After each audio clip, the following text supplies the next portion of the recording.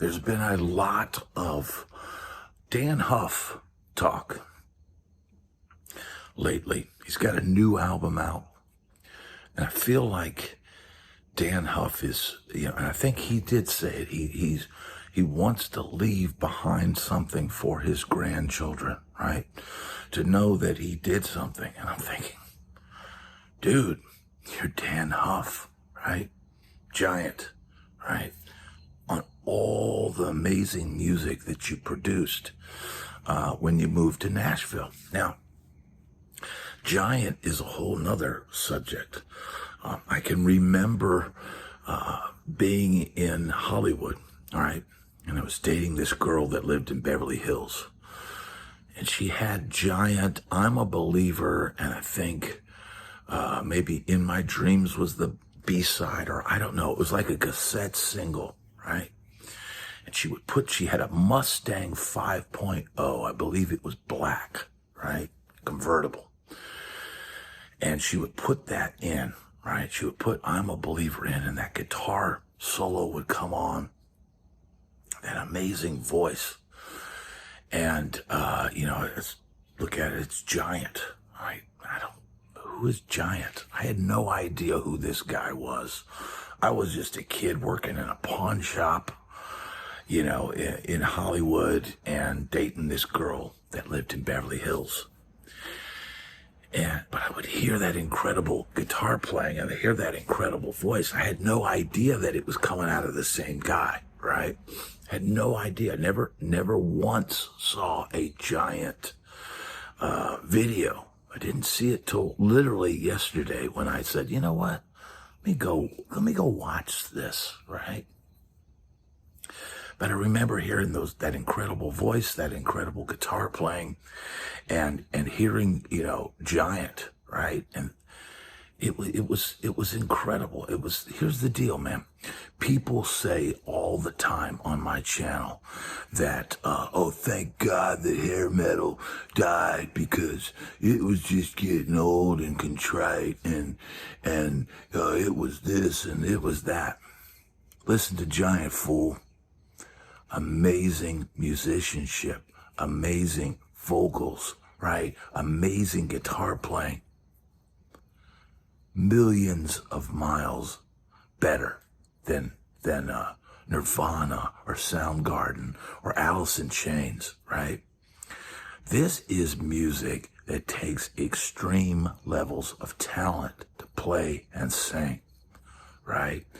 Melodies that aren't just based off of one riff, right? We're talking melodies that the songs have movement and, modulations and on all of these things, right?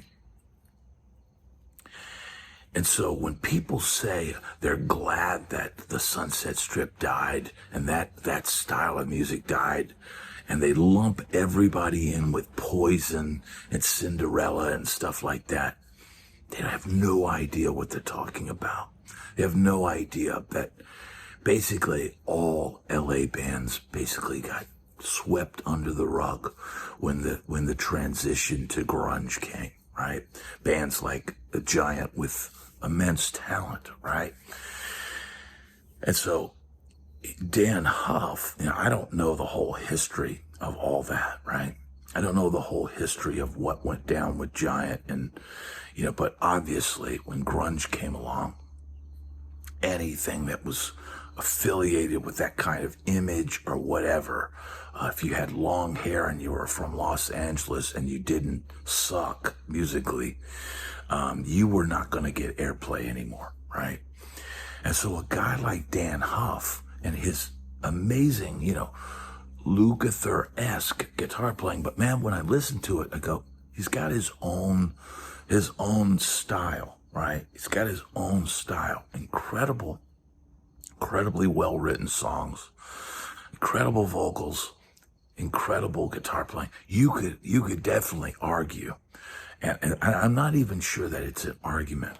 Dan Huff had a way better voice than Steve Lukather, although Steve Lukather sang on some huge hits, right? But Dan Huff had an incredible voice, man. Incredible. And so Dan Huff, just like me, at some point pulled up tent and went to Nashville. But Dan Huff had his reputation and had immense talent, right? Immense talent, and was able to come to Nashville and boom, jump into the producer's chair, right? And deservedly so. Incredible musician, incredible artist, right? But when I listen to those old songs, it takes me back to cruising around the Hollywood Hills, and Beverly Hills, and slinking around to some of the bars. I can't think of the names of, the bars, but, listening to Giant, right? And going, man, this is incredible. I had no idea who it was. Had no idea it was Dan Huff, right? Until many, many years later, right? But here's the kicker, right? When you're, let's say you're in a band, right? Let's say you're in a band, and I eventually, many, seems a couple decades later, ended up in a touring band for a country artist, right? And we played on the albums, right? But here's the deal, man. The albums were largely produced in-house by somebody that worked for the in-house label, an independent label. And so on those tracks, right, I would get to play. The rest of the band guys, whoever was in the band at the time, would be playing on the record, right? But then on one of the records, we were told that Dan Huff was going to produce 2 songs, right? They were going to pony up the money to have Dan Huff produce something, trying to get a hit, right? Trying to get a hit song, trying to get on radio, right? Which is it's nearly impossible to do, especially if you're on an independent label. It's like the hardest thing in the world to do. You could spend hundreds of thousands of dollars with radio pluggers and all these different people trying to work radio stations all across the country to try to get an ad. And you know what? You could spend $100,000, go do a free concert for him, and all of that. It just doesn't happen, right? But Dan Huff was going to produce 2 songs, the group that I was playing in.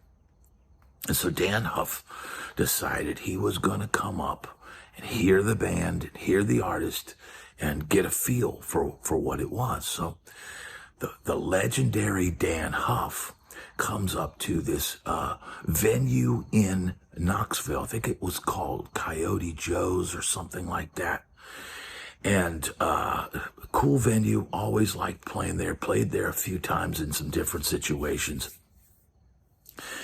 And here's the funny thing. Dan Huff comes up. We're in full road mode. We've been out for a while. We've been playing multiple dates. I didn't have my beard at the time, but I had my long hair, and I had eyeliner, on. And I remember Dan Huff, I think, coming on with maybe his daughter and his wife. And I met him, and I think he heard him as I walked away saying to his wife, did the guitar player have eyeliner on? And so we played the show, right? And I had a good show, we played. And, here's the thing, man. I knew he was coming up to hear us, to hear whether we could play or whatnot. But when a producer produces something, right, they have the option to use whoever they want to use, right?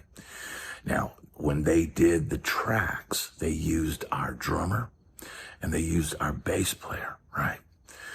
But, Dan Huff is a producer who's not going to let, he's going to make you work in the studio.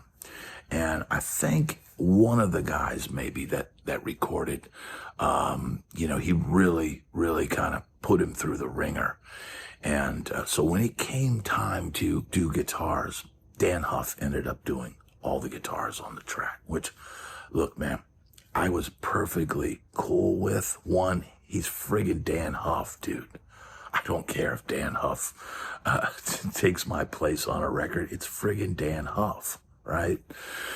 And I also was relieved because I was on the road. I was grinding my ass off. I was really more focused on the live performance and getting through each show. And, you know, the recording sessions, doing these recording sessions and playing on the records is almost a nuisance, because you had to get your gear off the bus. You had to, you know, all of a sudden you might play all weekend and be tired as you know what, right? And then have to go into the studio on Monday morning, normally a day where you would get some rest. Now you're in a studio in a high pressure situation.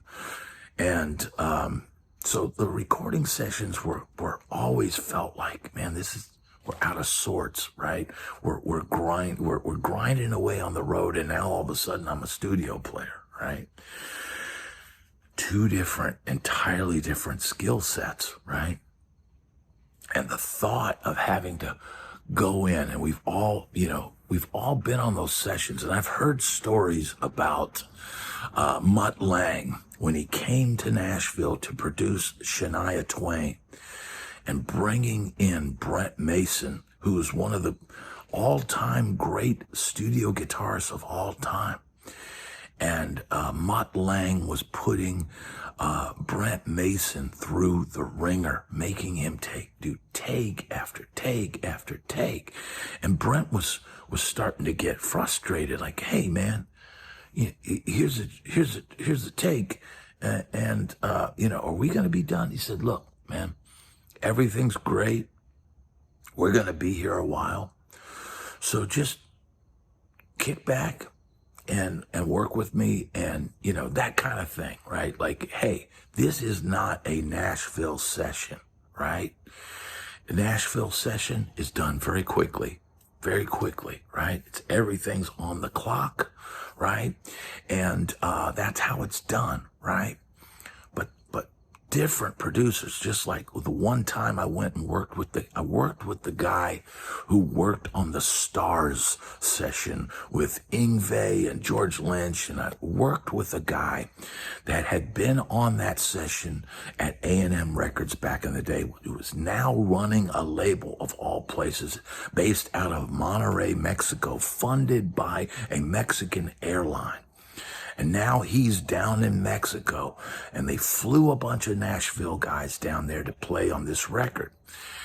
And man, they would make you do take after take after take, so many takes that after a while you couldn't even focus anymore. It was just like beating you into submission, right?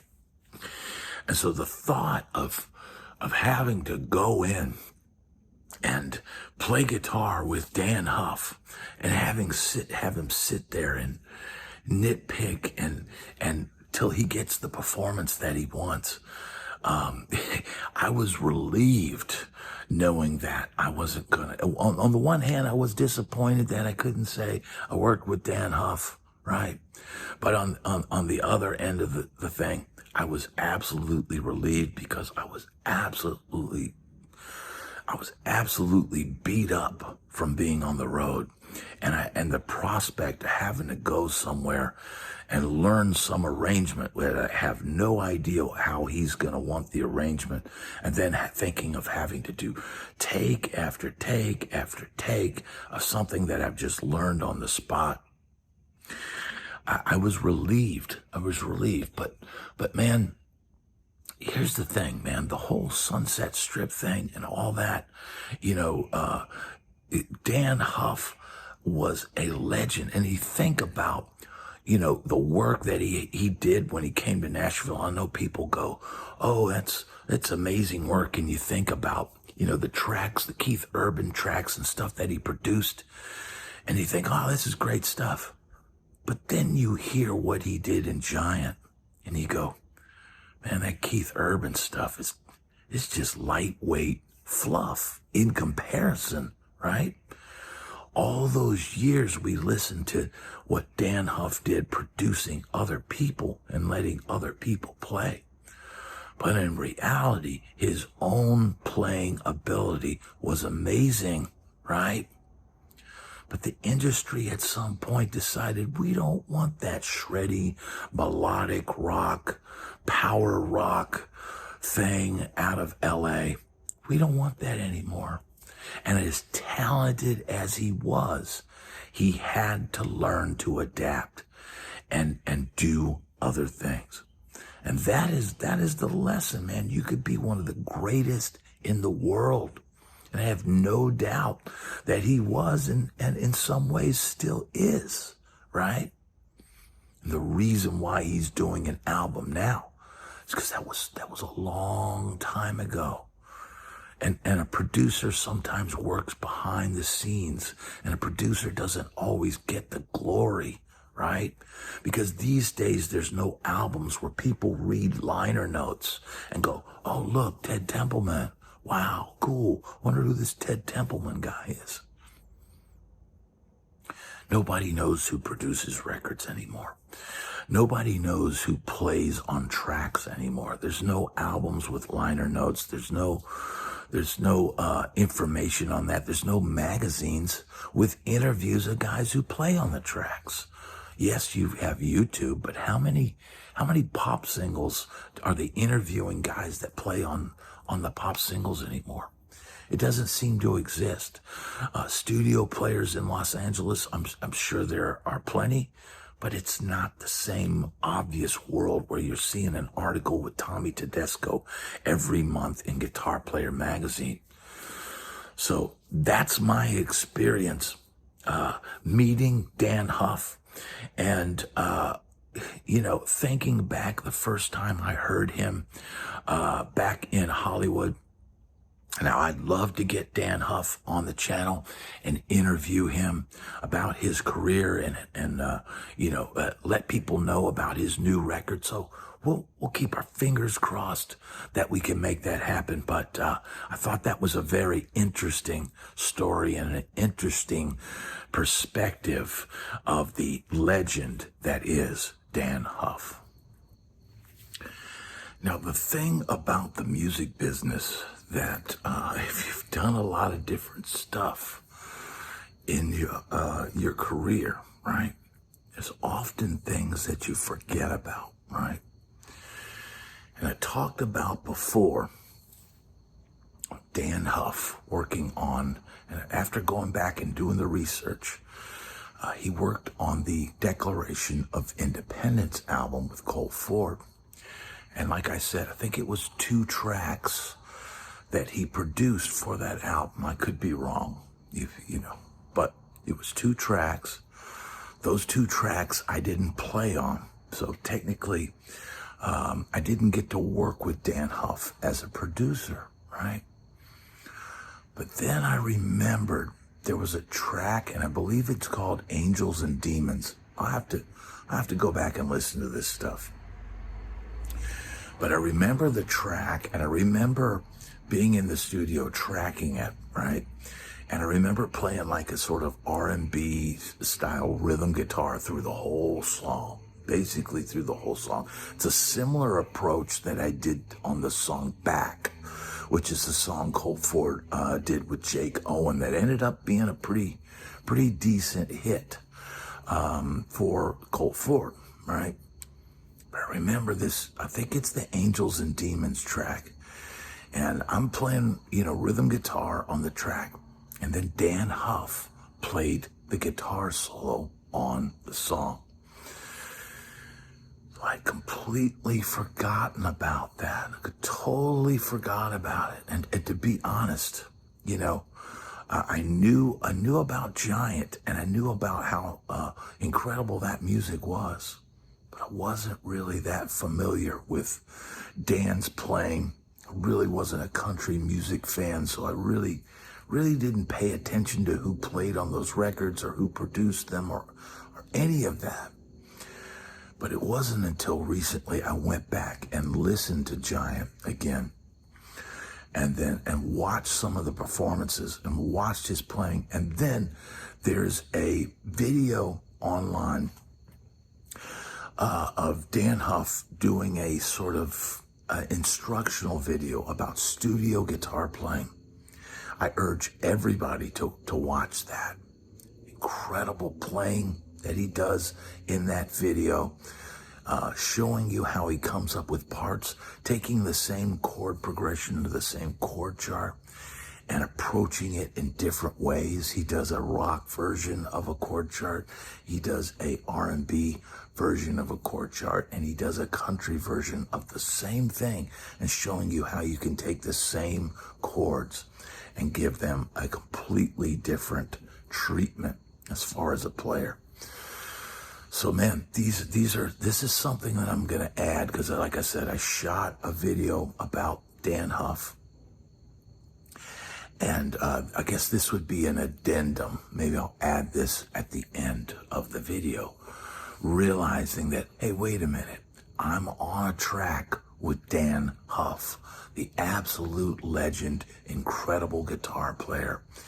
And sometimes we just forget things that we did in our past. All right, I am here today with a absolute legend, Dan Huff, a man who has shaped everything from the biggest records of the 80s and 90s to today's modern country hits. He's a Grammy-winning producer, a session ace whose playing you've definitely heard.